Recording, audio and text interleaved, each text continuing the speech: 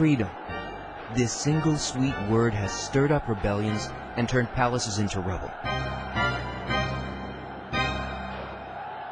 It has driven people mad, untied the hands of yesterday's slaves who, drunk with this dream, stopped at nothing to throw off their shackles, to release themselves from oppression, overcoming everything only because they held but one aspiration: freedom.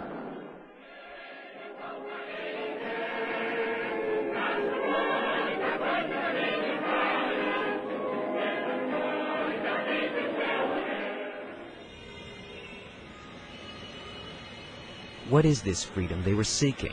What does it mean? And is it really possible to achieve?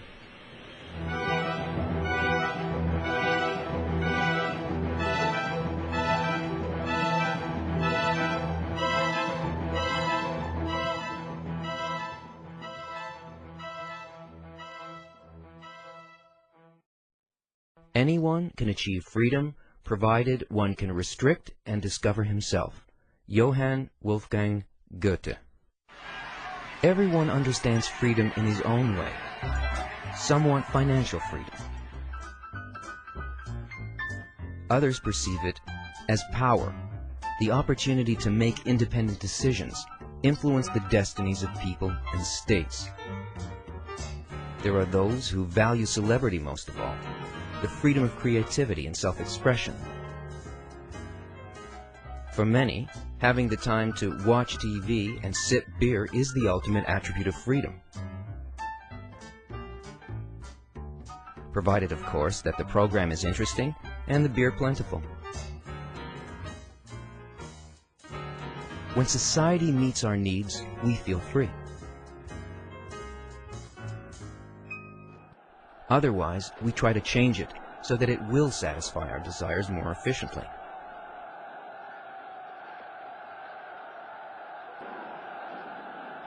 This is the cause of rebellions, revolutions, and wars.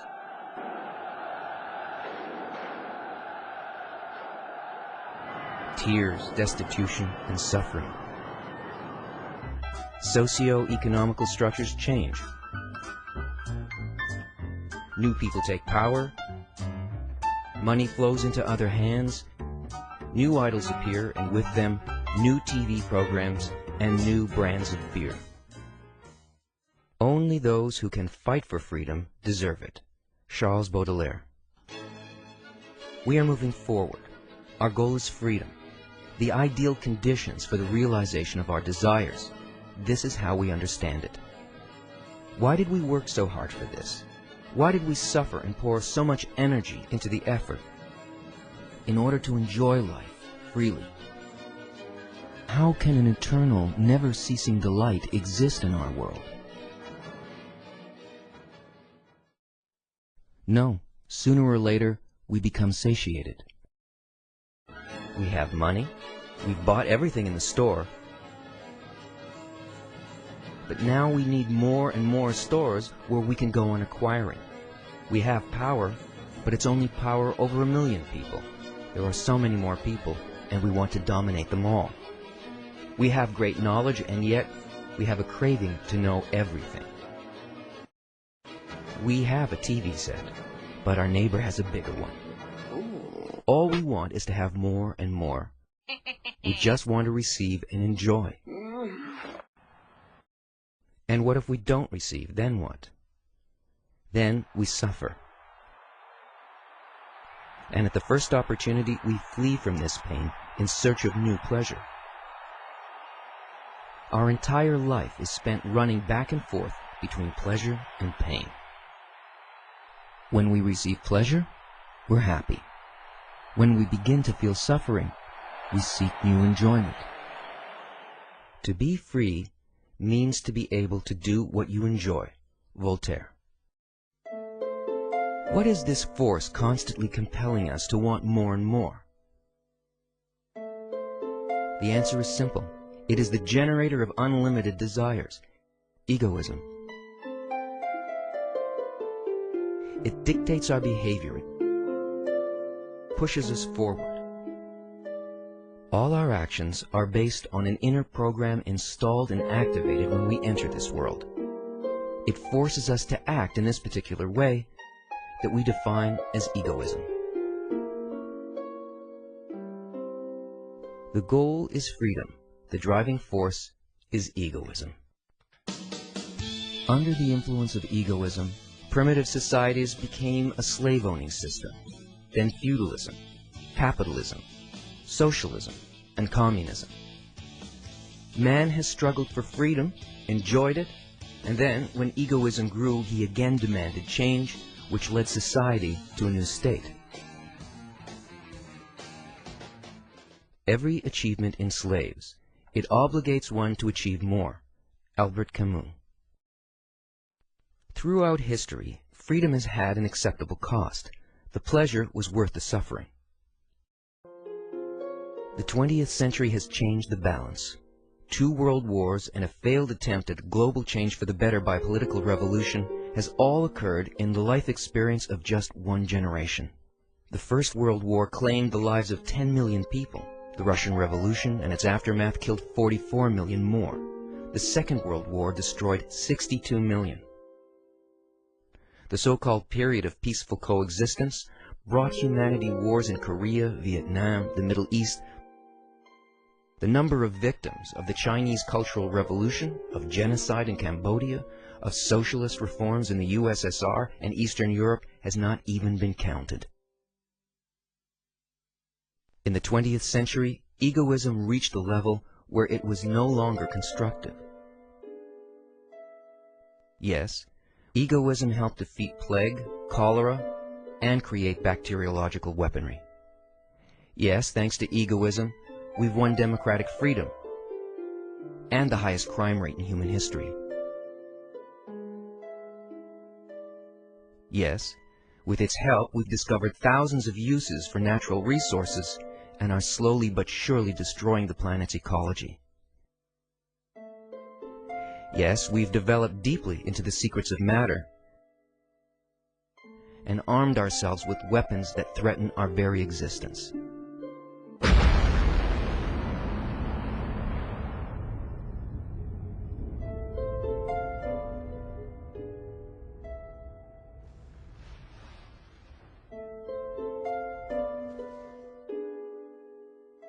The problem of our time is whether man will be able to outlive his own inventions.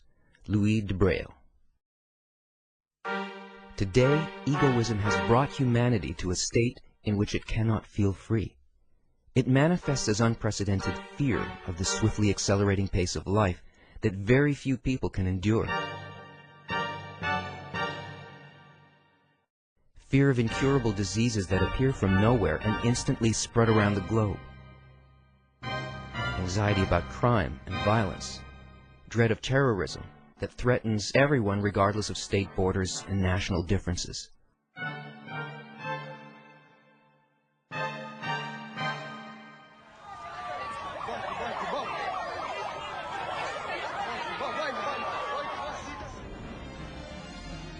This fear and despair give rise to stress and depression, increasing alcohol and drug addiction. More patients for therapists, more customers for drug dealers. A wave of horror and disaster films is sweeping TV and theater screens. Why is this? Is it just another manifestation of fear reflecting our current circumstance? Or is it a collective premonition? We have changed our environment so radically that now we have to change ourselves to be able to live in it. Norbert Wiener. Egoism continues to push us towards some new reality, but what is it? This time, humanity has absolutely no idea. There is a conspicuous feeling that an endless sequence of new, awful calamities awaits us. That we've exhausted all our options and reached a deadlock.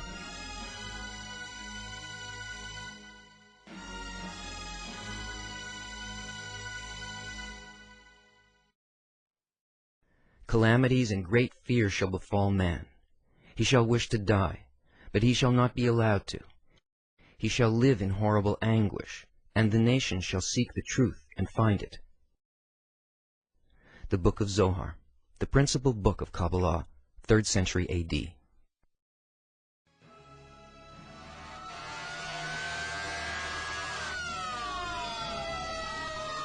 We should recognize that egoism is the only objective evil, and its influence must be neutralized. We have to begin living in accordance with the laws of nature, of which we are an integral part.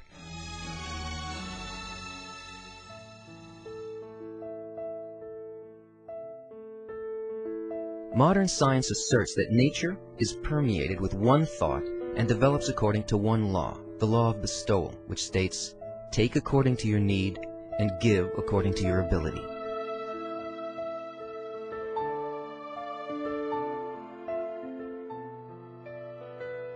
The impasse we have reached is nature's gift.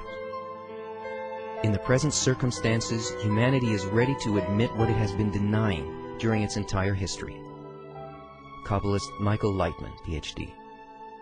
If we live by the law of bestowal, and if all our actions are aimed not at changing our environment, but at changing ourselves, if we aspire to the spiritual and establish contact with the upper world, then we will be able to get out of this dead end. The goal is freedom. The driving force is altruism.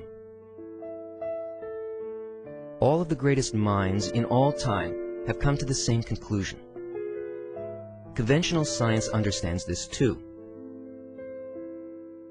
More and more, the views of leading modern scientists resemble what the ancient Kabbalistic books describe.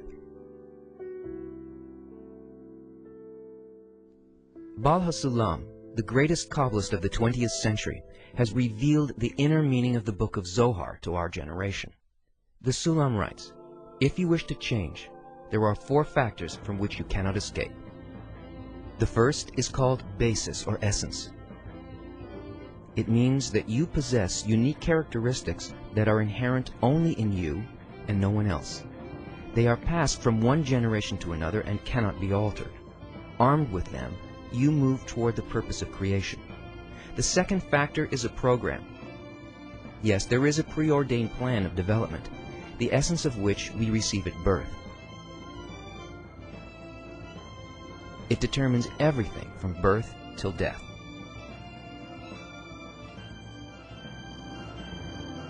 The third factor is an environment. You live in a society which forces you to observe its laws, norms, and traditions. It imposes its values on you. You can resist this influence, but there's no getting away from it.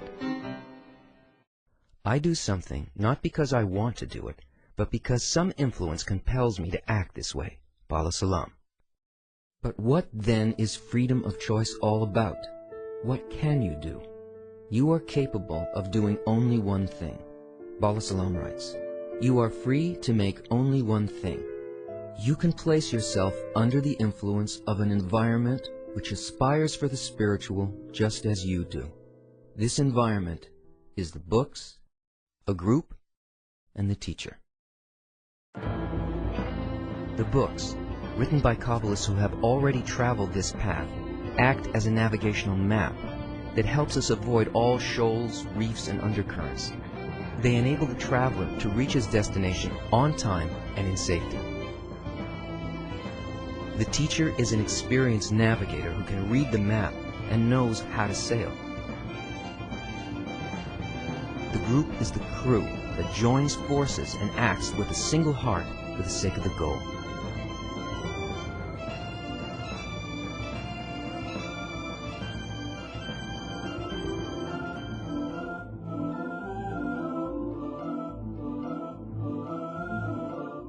You are standing before the entrance to a treasury.